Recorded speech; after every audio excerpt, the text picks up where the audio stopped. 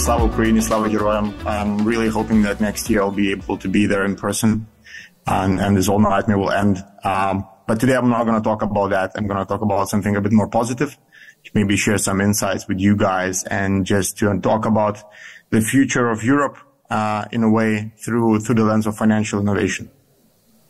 And today, the presentation I'm going to be giving today, I've actually had the pleasure of delivering now in 3 or 4 countries. It's a presentation around migration. So you can imagine it is not an easy topic. It is a controversial topic. But I think it's a topic we have to have because, when Ukraine eventually wins, for you guys and for Europe, the question around integration is going to be super important. And we believe that the financial integration can't happen without financial integration. So just to give you a flavor. So that's what I'm going to be talking about, a bit about innovation, a bit about the future, and a bit about what we are doing pragmatically, servicing Ukrainians and other customers across the globe. So, the world needs migrants. And this is our thesis. This is, it's very personal to myself. And it's the core of why TransferGo exists now for 11 years. And I would say this mission, and when we started, it was important. I think since then, the world has become a worse place, and it's even more important. And our position could not be clearer around that. And migrant itself is a loaded term because it brings a lot of fear. It brings the uncertainty. It brings a lot of stuff when we even start the conversation. So even before we do that, what I would like to do is to really set the stage what we mean by migrant and what is the definition of a migrant that we see. So I am a migrant myself.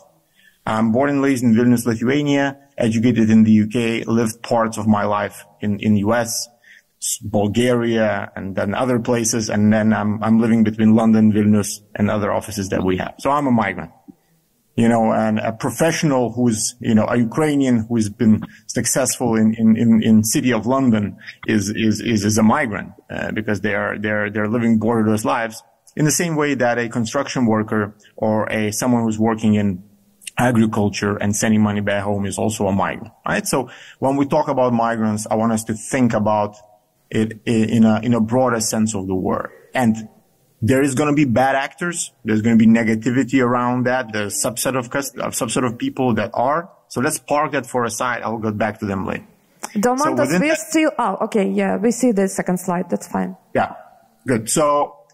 And this is the fundamental thesis that I would like us to all think about, is that migration is not just a product of global inequality, which it is a product of global inequality. People choose to leave homes because they can't have the income at home for the foreseeable future. Same happened for the Baltics in 2008.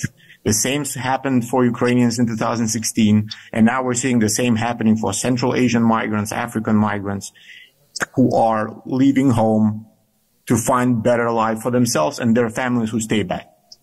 So it's a product of global inequality because these people are usually lower to middle income folk, but it's also a solution to it. And that is, I think, what people don't consider, is that the value, and this is what I will talk today, the value of migration is hugely beneficial for both the host country, receive country, and anyone in the middle that's contributing to that. And so we believe, and this is the core, what we think is that a controlled migration and the global trend that we're seeing is going to be a market solution for this inequality that we're seeing emerging in the world every day. And, within that, our mission remains the same. We want to make sure our client money goes further. So we want to make sure that people are richer. And in this way, the world might be a bit fairer place. And that is why it exists. This is where we stand. Now, why are we talking about this? Since we last met, I think I have this update with you guys every year. So we keep growing. It's been good. So now it's more than 6 million customers, probably close to 7. We have hundreds of nationalities using us and millions of stories. And, for my side, I would like to try and show you a quick video, 1.5 minutes long, which will tell the stories in our clients' view. If it doesn't work, I will just talk to you through those stories, but I hope we can make it happen. So let me just...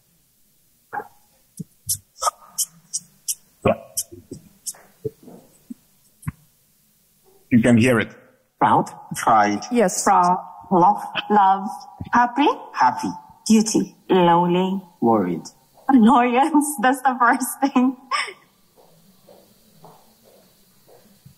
It feels good because I know that I fulfilled my responsibility as a son, as a brother. It feels great, actually, because I feel at least I can give it a bit something from myself.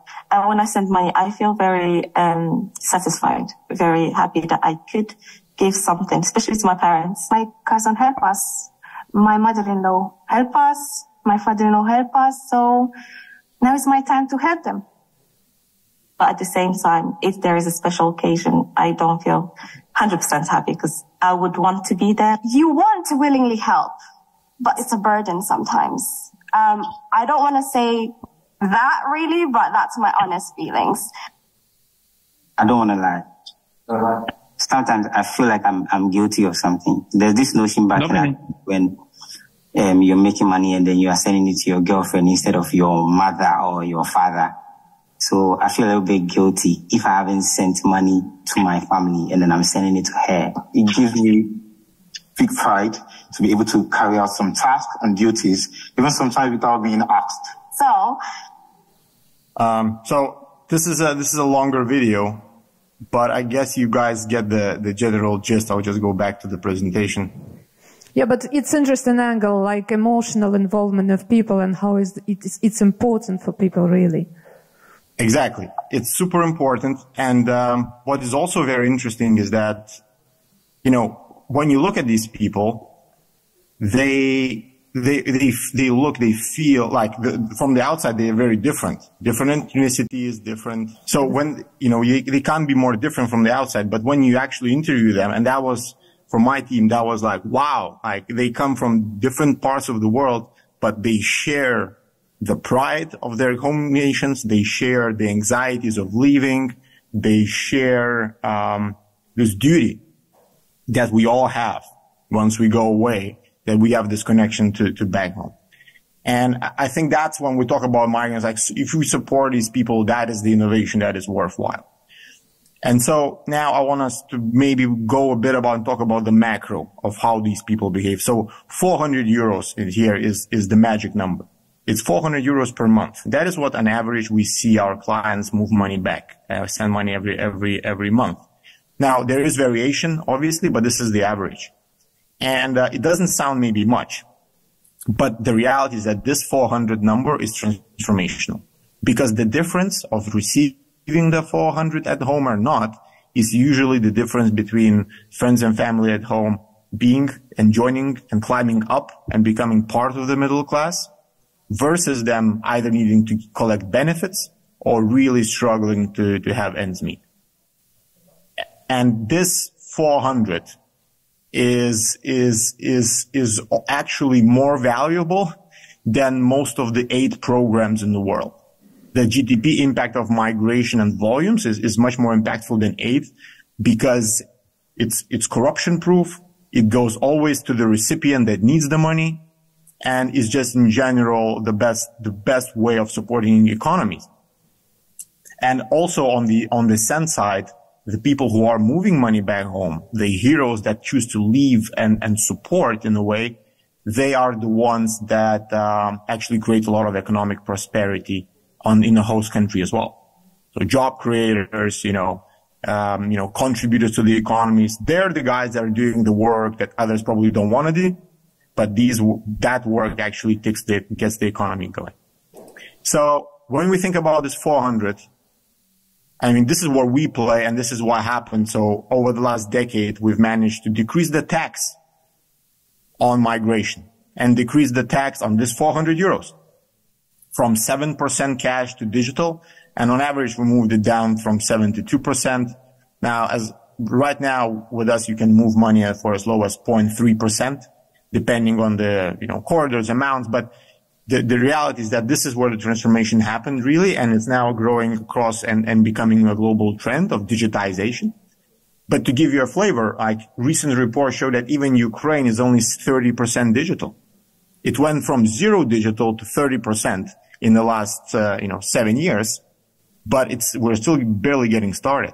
And as we digitize, as we offer better non-cash options for our users in a new way, we actually improve economies fundamentally, because, you remove the taxation of this, there's more trade, there's more transaction, and this is exactly what we see happening. So on the back of that, the transactions have also become instant, 24/7. Anyone who's used us knows that you can move money. Actually, the transaction can happen faster than the push notification coming around. And that's super important for our customers, because they don't have to save up their discretionary spending. They don't have to accumulate thousands and then send money every quarter, because that's how they get the best deal.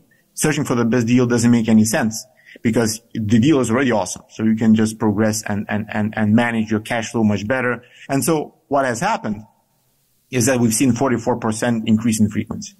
At the same time, when average transactions are going down, because we have cost of living crisis in the UK post-Brexit, that's what no one is talking about, but people are struggling there.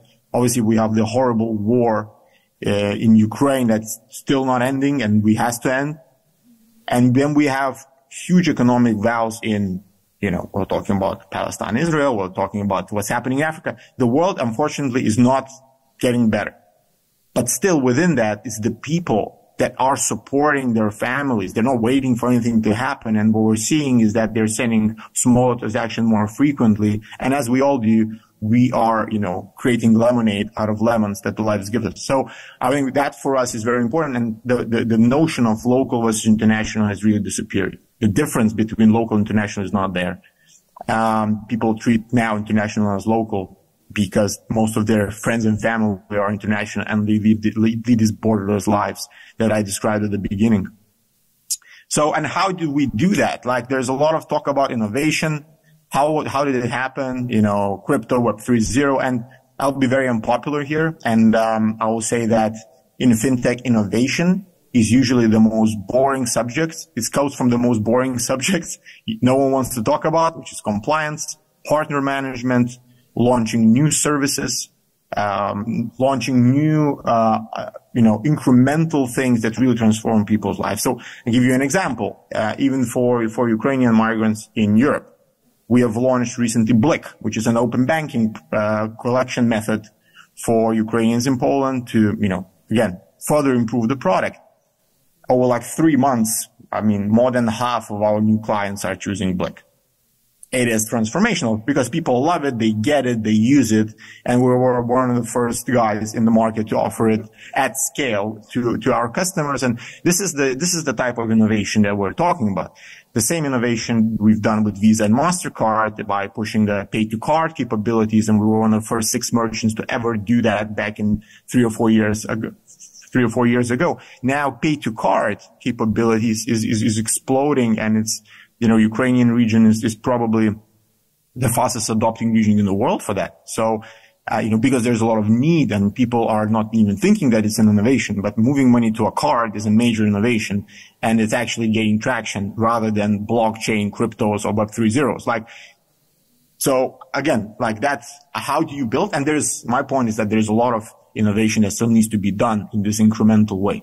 There's a lot of broken verticals of finance that, we will tackle, but also others could do, because the market is by far not solved, because the mainstream consumer is still on cash. So we have a role to play in innovating on that side. And, so maybe taking a last step, I want to talk a bit about the macro. And again, I've presented this vision across now 4 or 5 different geographies, and it's controversial. And I think for Ukrainian audience, it's even more special, because my point to everybody is that unless we have an integrated world and Europe is integrating our friends who are coming and seeking better, Europe will never be as prosperous as it should be. So we can have Europe that has a castle mentality to protect, to keep people out, or we can have a mentality which says that United States of Europe will happen, regardless if some of the Europeans want it or not. And I think that would be my view. Yes, because there's, obviously Ukraine, we want to integrate, we will integrate, and that's just, for us, obviously that's not even a question, where we sit. But it's broader context, many people don't realize, but after the war started, the Central Asian communities, your Tajiks, your Georgians, like they used to go to work for that other country in there, and now they can't even go there because that's not become a good environment. So they're now coming to Europe, they're coming to Middle East. You're looking at African population that has tripled in the last 50 years. You're looking at Nigerians, Ghanaians, Tunisians and whatnot. There's a lot of first generation people that are seeking better life. And guess what? They're either going to Europe or to Middle East or somewhat US, but really Europe and Middle East are becoming much more attractive from where you want to set up your base and where you want to, support your family. So for Europe, really the vision is there's a choice to make. We either going to have a blind eye and ignore this, and we're going to pursue and get to a Brexit situation. Because Brexit happened because the host country couldn't control their migration in the right way. And that was why people felt, despite the economic boom, that they were not in control, and then bad actors played on that sentiment. And as a Lithuanian, I can tell that at the same time when I left in 2008, 2009, we've sent probably our best students there. So, for example, Lancaster University, Lithuanians and Balts were one of the best students ever in history. But at the same time, I was reading these reports when, Lithuanians are stealing motor engines in Norway or stealing cars in Dublin because the crime rates back home have dropped. So where does people go? So what my point is that history repeats itself. And whenever we're seeing changes, we're going to see good and bad. And the way that it was played with the UK, that's not the blueprint clearly, because we need to have good controls. And this is the same story I yesterday spoke about in Lithuania. And I said, we are becoming richer. We are seeing Ukrainian friends coming in, good Belarusian friends coming in. We're seeing Central Asians coming in. So again, we have a choice to make. We might repeat the mistakes of the past, or we can build an inclusive framework to both financially and socially to integrate and show that we can be good host nations. And for Ukrainians, that's obviously the entire Europe will have to integrate Ukrainians to make sure that they're part of financial services, social structures, and whatnot, because Europe is Ukraine and vice versa. I think there's no other way. So I think, and foundationally, our view is that this can't happen without broadening our financial inclusion, without broadening regulation, to make sure that we are able to serve people who live borderless.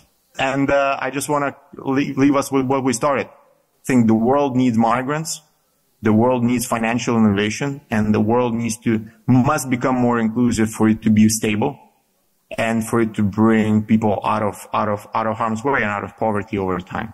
So here we're talking about fundamental things, and we're delighted to be able to work very closely with regulators in Europe, regulators in Ukraine, to get ready to make sure that we can together innovate and bring this new world to the people who need it the most. And as long as that's needed, I think our mission will be very inspiring and very motivated. So thank you very much for taking time to listen, and I hope that it may at least start painting the migration in a slightly different way to maybe what's the mainstream narrative right there in the media sometimes. And, last point, we're not naive. We understand the risks that come with it. We understand that, there's going to be a roller coaster as Europe opens up and will become more integrated, and when Ukraine will become more integrated. But this is a struggle that is worthwhile because the value is hugely as positive for all. So thank you very much. Thank you so much, Daumantas, for this value-based presentation. And I have a question to you regarding, so I'm asking you regularly each year about this. What is the most maybe significant behavioral shifts for Ukrainians for last year, Ukrainians that are using your service? So increasing frequency continues to increase. The average ticket is sort of stabilized, but the reality is that and you know this very well. I mean, don't have to tell you that the migration out of Ukraine is pretty much stopped. The war needs to be won. So for us, we are now doing our homework to make sure that when things change, and we hope very soon, that we are ready to take next steps in innovating together with our Ukrainian partners. And there's a lot of stuff that's being done in the background. I'm quite happy with increasing our partners, getting licensed with NBU, and continued collaboration. So I hope that we will be able to share much more good innovations in the next couple of years as we're committed to our Ukrainian market. And you mentioned as well crypto and Web 3.0 solution. Is it like expectant solution or you implemented it? So my point is that we innovated without it. We saw that the challenges were not within the information exchange, which is what crypto but it was by doing a lot of compliance related stuff, by making sure that we are able to convince international partners around risk management that we can serve, these borderless clients that are not necessarily known in the host country. And it's a very different risk management framework. And it all starts there. So that's my point. Like a lot of innovation in consumer fintech is sort of boring, mundane, your relationship stuff, risk management stuff. But if we do it right, then it can really transform people's lives. And that's sort of my point, is there's a lot of innovation that still needs to happen. Thank you so much. So we will go in deeper discussion within panel discussion, and Simon will join us. Thank you so much for your insightful presentation and for being our partner. Thank you, guys. Always. Slava Ukraini. Slava Ukraini.